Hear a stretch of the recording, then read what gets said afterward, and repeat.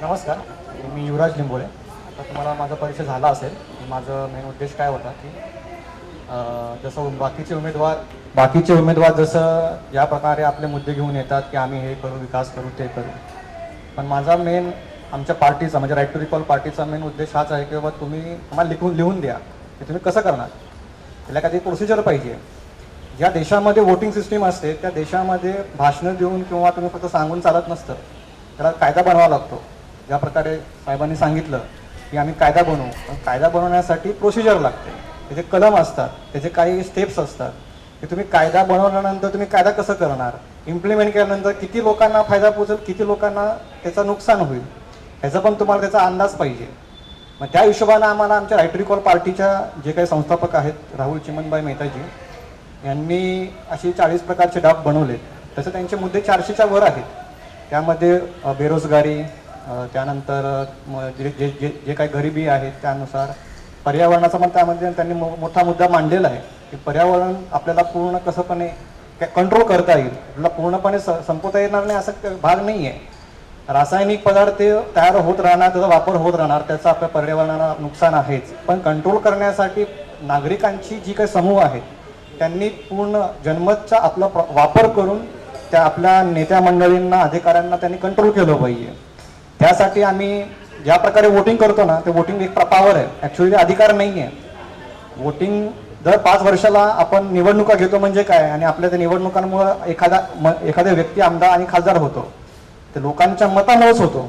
त्यामुळं तर ते एक प्रकारची पॉवर झाली आणि त्या निवडलेल्या आमदार खासदाराला कोणी हटवू शकत नाही. त्यामध्ये पॉवर आहे. त्याच प्रकारे आम्ही बाकीच्या 3 पॉवर नागरिकांना देण्यासाठी ज्युरी कोर्ट, रेफरंडम आणि त्यासोबत वोटिंग पॉवर तर ऑलरेडी आहे. राईट टू रिकॉल म्हणजे वोट ऑफिसचा पॉवर असला पाहिजे.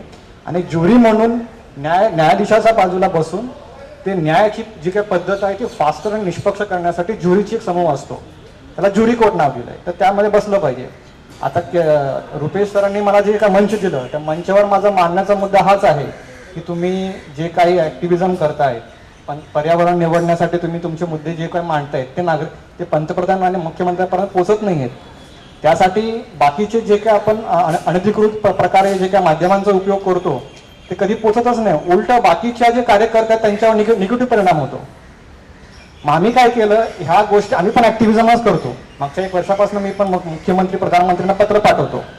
आमचा पत्र पाठवण्याचा मागचा मुद्दा हा आहे की आम्ही कायदा जो बनवला आहे, ड्राफ्टिंग जो केलेली आहे, ते ड्राफ्ट मुख्यमंत्र्यांनी, प्रधानमंत्रीला ॲटलिस्ट वाचलं तरी पाहिजे.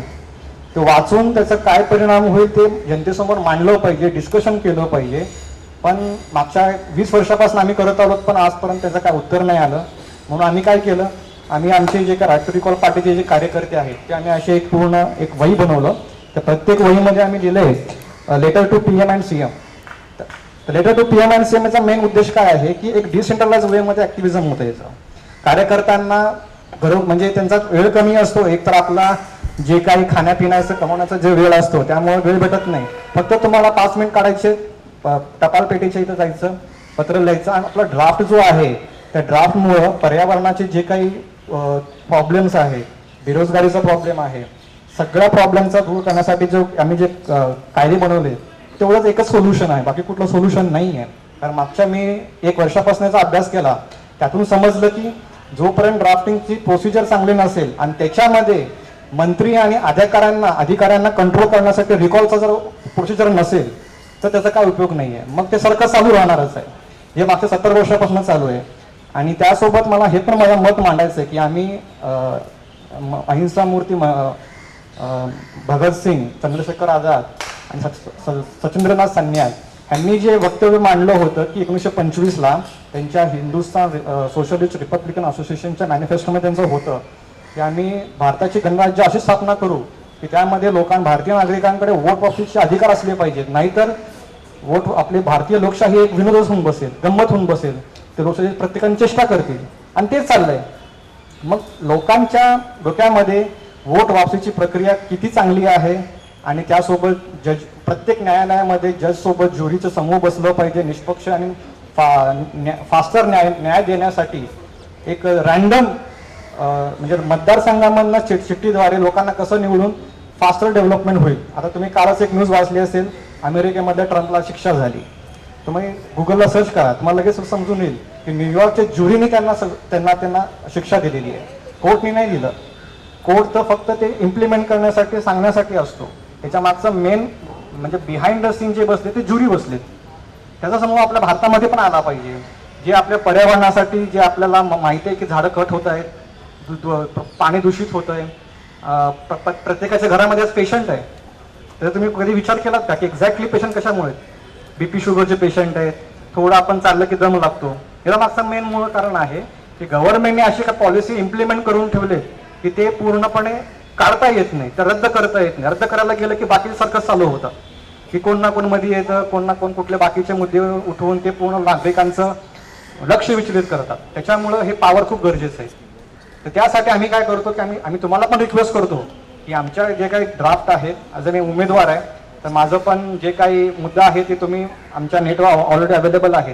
ते ड्राफ्ट तुम्ही वाचा. हे ड्राफ्ट जोपर्यंत तुम्ही वाचणार नाही तोपर्यंत तुम्ही मला समजून नाही घेणार, आणि जोपर्यंत मला समजून नाही घेत तर तुम्हाला आपले जे काय तुमचे जे मुद्दे आहेत ते गोल गोल गोल फिरत राहणार ते.